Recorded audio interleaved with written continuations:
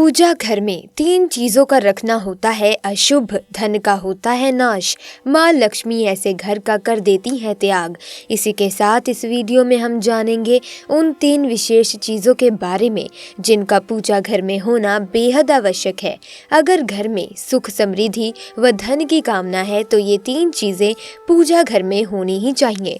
स्वयं भगवान श्री कृष्ण ने बताया है, तो पूरी जानकारी के लिए वीडियो को एंड तक जरूर देखें और अगर वीडियो अच्छी लगे तो वीडियो को लाइक करें, शेयर करें और चैनल को सब्सक्राइब करके बेल आइकन को प्रेस करें ताकि वीडियोस की अपडेट आपको मिलती रहे। दोस्तों, प्रत्येक मनुष्य अपने घर में एक छोटा सा पूजा घर अथवा मंदिर अवश्य बनाता है, जिसके अंदर वे अपने सभी प्रिय देवी देवता तथा उनसे जुड़ी महत्वपूर्ण चीजें श्रद्धा भाव के साथ रखता है। वो अपने मंदिरों में देवी देवताओं की तस्वीरें, पूजा पाठ का सामान इत्यादि चीजों को भी रख देता है। परंतु हमारे शास्त्रों में मंदिर के अंदर कुछ चीजें रखना जितना फलदायक होता है, उतना ही कुछ चीजों का रखना अमंगल और अशुभ होता है। ये कुछ वस्तुएं ऐसी होती हैं जिनसे घर में नकारात्मकता बनी रहती है और लड़ाई, झगड़े, कलेश और नुकसान ही होता है। तो आज हम जानेंगे ऐसे ही अशुभ चीजों के बारे में जिन्हें कई लोग जाने अनजाने में घर के मंदिर में रख देते हैं। अगर आपके भी मंदिर में ऐसी चीजें रखी हुई हैं तो उन्हें तुरंत हटाकर किसी दूसरे स्थान पर रख दें, लेकिन पूजा घर में भूल से भी ना रखें।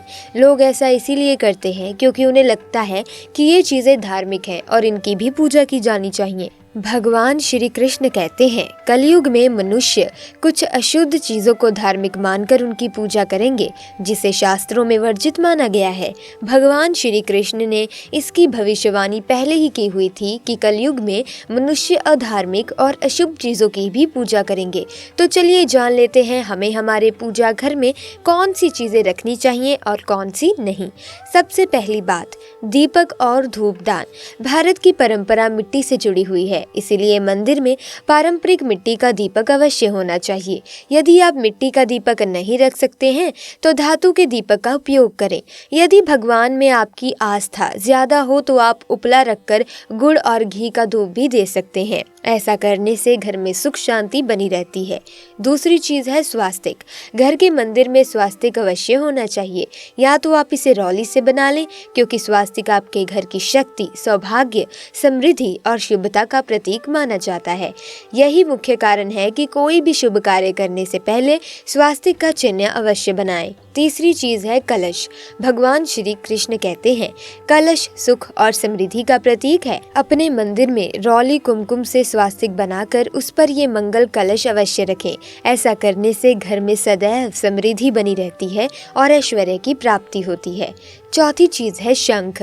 बहुत ही कम लोग जानते हैं कि शंख की उत्पत्ति समुद्र मंथन के 14 रत्नों के साथ हुई थी। इसी कारण से शंख माँ लक्ष्मी को अत्यंत प्रिय है। शंख की ध्वनि से सकारात्मक ऊर्जा का भी संचार होता है, इसीलिए मंदिर में शंख अवश्य होना चाहिए। शंख के घर में उपस्थिति से माँ लक्ष्मी भी प्रसन्न होती हैं और उस घर में कभी भी धन की कमी महसूस नहीं होती। पांचवी चीज है घंटी। मंदिर में आपने घंटी अवश्य देखी होगी, क्योंकि घंटी को शुभ माना गया है। इसीलिए जिस घर के मंदिर में घंटी की आवाज होती है वहाँ का वातावरण शुद्ध और पवित्र बनता है। जिस घर में पूजा के दौरान घंटी बजाई जाती है उस घर के आसपास की सभी नकारात्मक शक्तियाँ दूर हो जाती हैं और साथ ही सुख समृद्धि के द्वार खुलने लगते हैं। तो दोस्तों, ये थी वो वस्तुएं जिन्हें घर के मंदिर में होना चाहिए। आइए अब जान लेते हैं घर के मंदिर में कौन सी चीजें कभी नहीं रखनी चाहिए। सबसे पहली बात, गणेश जी की विषम संख्या में मूर्तियां। हमारे पूजा घर में कभी भी गणेश जी की मूर्ति 1, 3 अथवा 5 ऐसी विषम संख्या में ना रखें। अपने मंदिर में गणेश जी की केवल 2 मूर्तियां रखें, इसे शुभ माना गया है। यदि आप अपने मंगल की कामना करते हैं तो गणेश जी की मूर्ति मुख्य द्वार पर अंदर की तरफ मुख करके लगा दें। कई लोग ये गलती करते हैं कि मुख्य द्वार पर गणेश जी की मूर्ति बाहर की ओर मुख करके लगा देते हैं, जिससे उन्हें काफी नुकसान का सामना सामना करना पड़ता है। दूसरी चीज है टूटे हुए चावल। अपने मंदिर में कभी भी टूटे हुए चावल को ना रखें। इसके साथ ही पुराने चढ़ाए हुए फूल अधिक समय तक ना रखें, ये नकारात्मक ऊर्जा फैलाते हैं। ये बात भी ध्यान रहे कि आप मंदिर में रखने वाले चावलों का इस्तेमाल हल्दी में भिगोकर ही करें, इससे अधिक शुभ परिणाम प्राप्त होते हैं। तीसरी चीज है पूर्वजों की तस्वीरें। यदि आपके घर के मंदिर में आपने पूर्वजों की तस्वीर रखी हुई है तो उसे तुरंत हटा दें, क्योंकि वास्तु शास्त्र में पूजा घर में मृत परिजनों की तस्वीरें रखने से अशुभ परिणाम प्राप्त होते हैं। मृतक परिजन पूजनीय एवं सम्मानीय है, किंतु उनका स्थान देवताओं के बराबर तो नहीं है। मृत परिजनों की तस्वीरें घर के पूजा घर में रखने से पूजा घर का वातावरण भी नकारात्मक बन जाता है, जिसका अशुभ परिणाम हमें भुगतना पड़ता है। कई लोग साधु संतों की मूर्तियां अथवा साधु संतों की तस्वीरें भी पूजा घर में रख देते हैं, लेकिन ऐसा करना अशुभ माना गया है। यदि आप किसी साधु संत को मानते हैं तो उनकी तस्वीर दीवार पर लगा सकते हैं, लेकिन पूजा घर में भूल से भी ना रखें। भैरव जी और शनिदेव की मूर्ति घर के मंदिर में भैरव जी, शनिदेव अथवा काली माता की मूर्तियां भी कभी नहीं रखनी चाहिए। इसी के साथ ही माता लक्ष्मी की खड़ी हुई मूर्ति को भी पूजा घर में नहीं रखना चाहिए। माता लक्ष्मी की सदैव ही बैठी हुई मूर्ति ही होनी चाहिए। तो इस प्रकार से हमें पूजा घर में इन मूर्तियों को नहीं रखना चाहिए। आइए अब जान लेते हैं उन चीजों के बारे में जो आपके पूजा घर में जरूर होनी चाहिए। इन चीजों के पूजा घर में होने से घर में होती है धन की वर्षा। माँ लक्ष्मी करती हैं घर में स्थायी रूप से वास। पहली बात, गंगा जल।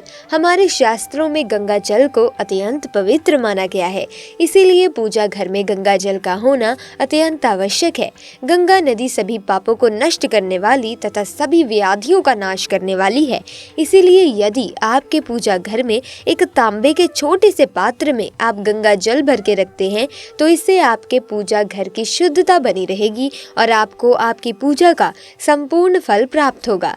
दूसरी बात, शंख। पूजा घर में शंख का होना अत्यंत आवश्यक माना गया है।